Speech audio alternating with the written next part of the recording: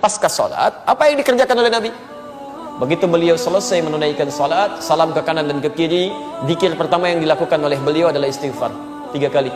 Astaghfirullahaladzim, astaghfirullahaladzim, astaghfirullahaladzim. Dan menyambungkan Allahumma antas salam wa minkas salam tabarakta ya dzal jalali wal ikram. Selanjutnya di hadis Muslim nomor hadis 593, la ilaha illallah lahu la syarika lah, lahul mulku wa lahul hamdu wa huwa ala kulli syai'in qadir. Selanjutnya di hadis riwayat Muslim, Anda mulai bacakan subhanallah, subhanallah 33 kali, alhamdulillah, alhamdulillah, alhamdulillah 33 kali, Allahu akbar, Allahu akbar, Allahu akbar 33 kali. Selanjutnya Anda bisa bacakan ayat kursi, ya. Selanjutnya Anda bacakan surah Al-Ikhlas, ya, kemudian Al-Falaq, kemudian An-Nas. Setelah itu Anda berdoa kepada Allah Subhanahu wa taala. Doa Nabi yang dilakukan setelah selesai zikir yang tadi itu. Kalimatnya, Allahumma inni as'aluka ilman nafi'an wa rizqan thayyiban wa 'amalan. Hukum ibadah saat lupa terletak pada ingatnya. Bisa sama seperti orang tidur. Antum ketiduran misalnya, ya, tidur bangun-bangun misalnya jam 9. Subuh belum dikerjakan, maka saat bangun jam 9 itulah waktu sholat subuhnya. Jelas ya? Sama lupa, saya lupa nih belum sholat. Kadar Allah, saya sekarang baru ingat, maka sekarang tunaikan sholatnya. Jadi waktu sholat bagi orang yang lupa adalah saat waktu ingatnya. Ini pernah terjadi, pernah. Saya saat di Tripoli, itu saat Ramadan, ada seorang belum paham hukum. Ustaz, saya puasa, tapi saya ketinggalan sholat subuh. Bagaimana hukumnya? Saya bilang, itu hukum puasa tetap sah. Tapi hukum antum meninggalkan sholat bermaksiat kepada Allah Subhanahu wa taala. Tapi kalau antum lupa artinya, waktu ingat sekaranglah atau waktu sholatnya. Jadi bagaimana Allah memberikan pada lisannya jalan untuk kembali mendapatkan pahalanya. Saking sayangnya Allah kepada orang ini. Terus bagaimana Ustaz? Sekarang saya belum sholat, sekarang antum sholat. Antum bayangkan, 15 menit lagi sebelum maghrib, dia ketinggalan sholat subuh. Saya katakan, pergi sekarang kamu sholat, tunaikan sholat subuh. Wa aqimus sholat. Hei manusia, kalian sholat, sholat, sholat, sholat. Kita bertanya kepada Allah, ya Allah, kenapa kami sholat? Maka dijawab oleh Allah, inilah fungsi utama penciptaanmu saat hadir di muka bumi. Wa ma khalaqtul jinna wal insa illa liya'budun. Hei, kamu kan punya perjanjian dengan saya. Kamu tidak beraktivitas di bumi kecuali menyembah saya. Kamu ibadah. Karena itu ketika kamu sampai di bumi, kamu harus buktikan bahwa kamu itu beribadah kepadaku. Maka diturunkanlah oleh Allah kewajiban untuk ibadah. Jadi kalau ada orang-orang yang turun ke bumi jadi manusia dan dia tidak mau beribadah kepada Allah, maka akibatnya, mohon maaf, itu tanda pertama dia sedang tidak berkomitmen dan melanggar ketentuan dengan Allah Subhanahu wa taala. Perhatikan ketentuannya. Kata Allah, hei, saya ciptakan kamu untuk ibadah. Siap? Siap ya Allah. Bahkan ada perjanjian di Quran surah. Kalau Anda ingin berbagi, siapa orang pertama di muka bumi yang layak Anda bagi? Kata Allah, tuh ibu Anda yang melahirkan Anda. Dia tidak pernah minta apapun bagi Anda. Perjuangannya luar biasa, wah dan ala wahnya. Berhadapan dengan kematian. Bahkan saat itu dia memohon yang terbaik bagi Anda. Setelah melihat Anda dewasa dan dia tidak pernah meminta, Anda tidak pernah melihatnya. Dan yang paling dahsyat cuma di Al-Quran. Sekalipun ibu Anda beda dengan keyakinan dengan Anda, tetap doakan dia dapat hidayah dan jangan putus hubungan dengan dia. Kunjungi dia ke depan. Saya tanya pada Anda yang tiap hari sholat, tiap hari beribadah kepada Allah, berapa keseimbangan hidup yang sudah kita lakukan dalam kehidupan? Coba lihat.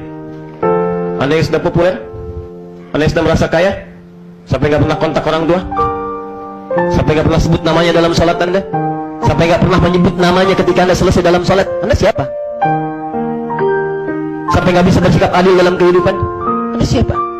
Udah mau ke neraka begini nih, perbuatannya udah jerumus sesat nih, udah hitam melumpur kubu saya. Kata Allah, katakan kepada orang-orang itu, jangan putus asa dari rahmat Allah. Innallaha yaghfiru dzunuba jami'a. Allah akan ampuni semua dosa dia yang pernah dia kerjakan sepanjang dia mau tobat.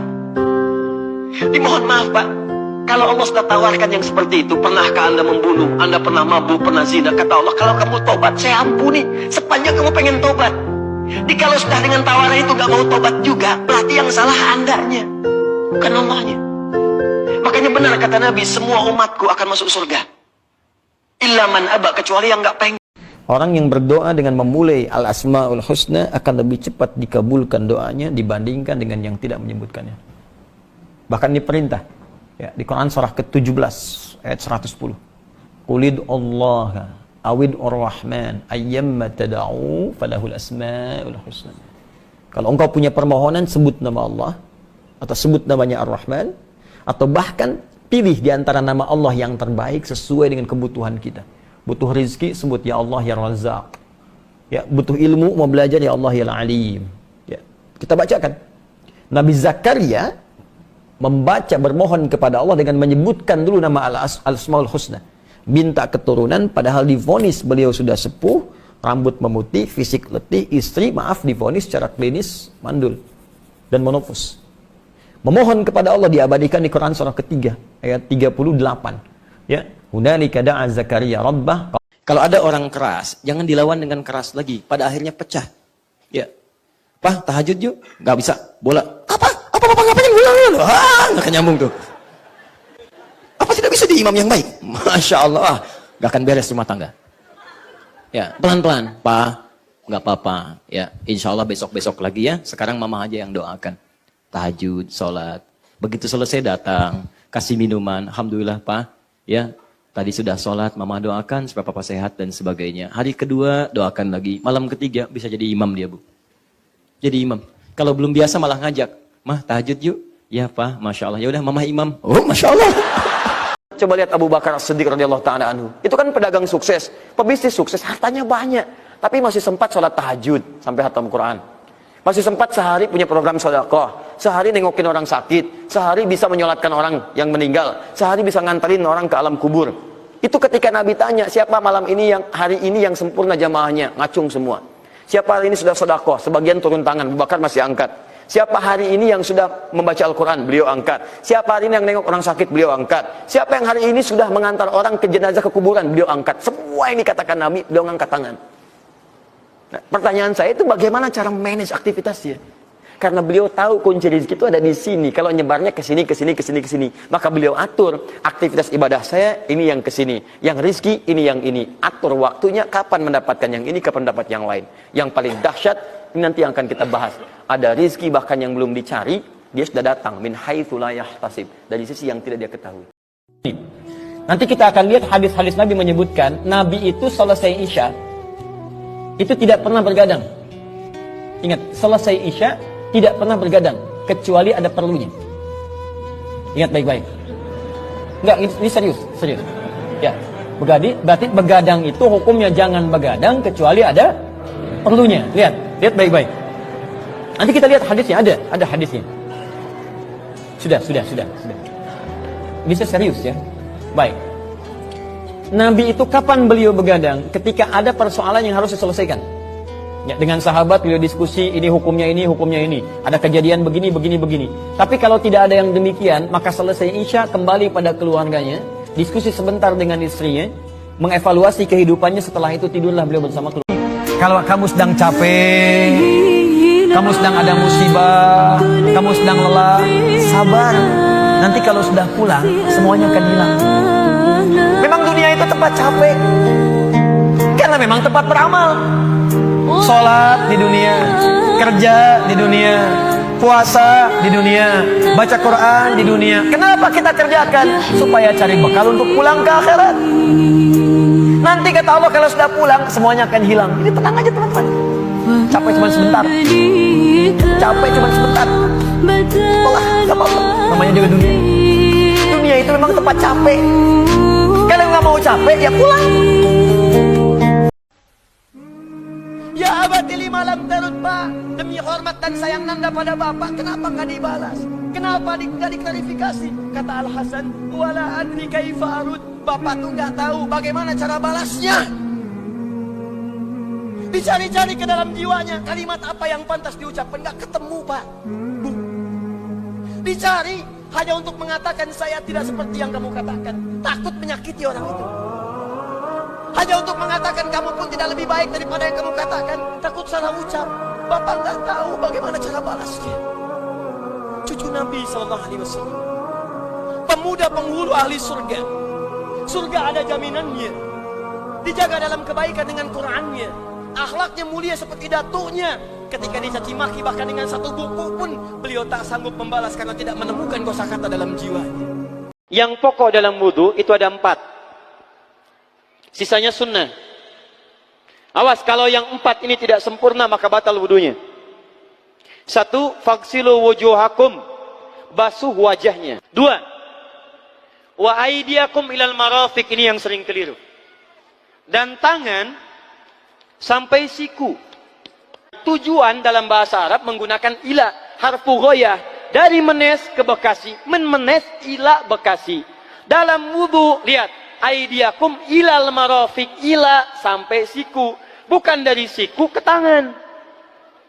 Jadi saat kita mengambil air wudu, ambil airnya, tumpahkan dari sini, ilal marafiq sampai ke siku ke sini.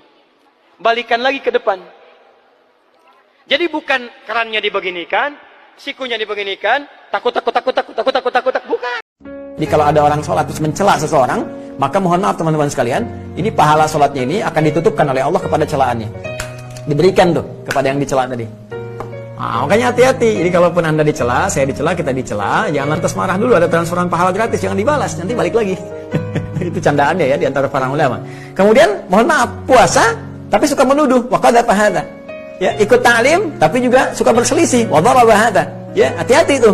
Kemudian juga berhaji tapi ya suka misalnya mohon maaf ada yang menipu dan sebagainya. Nah, puncaknya apa? Ketika habis amal baiknya ini tersisa keburukan, pernah bohong misalnya, pernah nyebar hoax, ya, pernah memfitnah misalnya, maka diambillah karena nggak punya bekal amal baik lagi, diambillah kesalahan orang-orang yang pernah dihinakan ini. Jadi kalau si fulan pernah memfitnah misalnya A memfitnah si B, kan terus amal A ini udah nggak nutup lagi, nggak ada lagi yang bisa nutup, maka diambillah dosa si B ditimpakan kepadanya sesuai dengan kadar dosanya. Waktu dihafid nar maka dilemparkan dia ke neraka. Bingung saya, kadang-kadang ada orang yang sholat membawa maksiat dalam dirinya, handphonenya penuh dengan maksiat, gambar-gambar yang tidak baik, kata-kata yang tidak baik, dan dia bangga membawa itu dalam sakunya saat sholat. Dan pada saat itu bangga dengan mengatakan, ya Allah berikan saya rizki, ya Allah rahmati saya, ya Allah, ya Allah, ya Allah, bighfirli warhamni wajburni rahmati, berikan rizki. Bangga, membawa maksiat dalam sakunya, memohon kebaikan kepada Allah. Di mana bisa dikabulkan doa Anda? Berapa kali tanpa sadar kita melakukan yang demikian?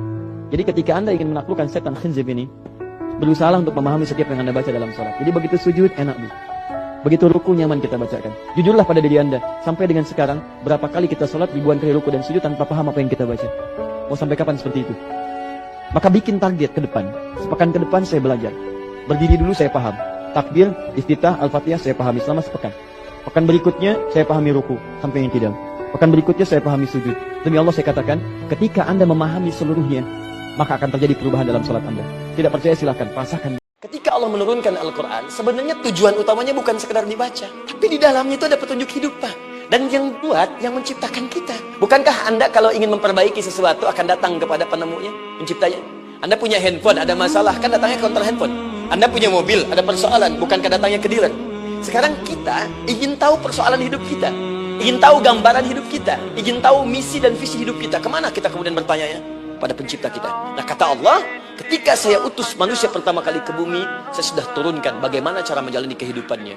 Dan ternyata berita baiknya untuk kita diberikan oleh Allah satu petunjuk utuh, langsung disebutkan isinya disebut dengan Al-Quran. Jadi dari Al-Fatihah sampai dengan An-Nas, dia bukan bacaan biasa.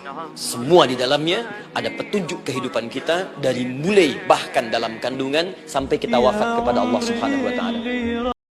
Nanti salah satu sebab yang menyebabkan orang sombong ada 4. Satu, ziyadatul mal, bertambahnya harta. Yang kedua, ziyadatul mansib, bertambahnya kedudukan. Yang ketiga, ziyadatul ilmi, bertambahnya ilmu. Hati-hati. Orang yang sudah rajin belajar, ketika dapat pengetahuan, suka keliru tuh. Menganggap yang belum belajar di bawah dia. Menganggap yang paling hebat itu berbahaya. Yang terakhir, ini yang jarang diduga. Ziyadatul ta'ah, ketika bertambah ketaatan. Semakin taat, semakin meningkat ibadah, itu bisa berpeluang terkena penyakit sombong. Setan bisa membawa itu. Bapak rajin ke masjid tiap hari, begitu keluar dengan teman, lihat orang belum ke masjid, dia belum dapat hidayah seperti kita ya. Pulang haji kan, Masya Allah begitu pulang, ada orang belum haji, Pak Doni, susah meliriknya. Pak Haji Doni, oh iya panggil saya. Udah itu. Kan cuma 2, bisa assalamualaikum, bisa assalamualaikum warahmatullah, sampai sini. Saya tidak menemukan tambahan di hadisnya, maaf ya, yang wa barakatuh. Saya tidak menemukan. Ya, jadi Nabi mempraktekkan cuma 2, kalau tidak assalamualaikum atau assalamualaikum warahmatullah. Dan izin dalam urusan salam ini, Nabi itu ternyata cuma kepalanya yang bergerak dan lisannya yang bicara. Ya, assalamualaikum warahmatullah, assalamualaikum warahmatullah. Dan dalam hadis-hadis itu saya tidak temukan tangan yang ikutan gerak misalnya. Ya. Di Assalamualaikum warahmatullahi, Assalamualaikum warahmatullahi. Saya mohon izin, saya tidak bermaksud menyalahkan. Saya cari di hadis palsu pun tidak ketemu. Jadi pemalsu hadis pun tidak tertarik memalsukan hadis ini karena sudah jelas gitu. Jadi jangan terlampau soleh ya. Kalau mau salam cukup kepalanya saja. Assalamualaikum warahmatullahi wabarakatuh. Assalamualaikum warahmatullahi wabarakatuh. Jelas pada bagian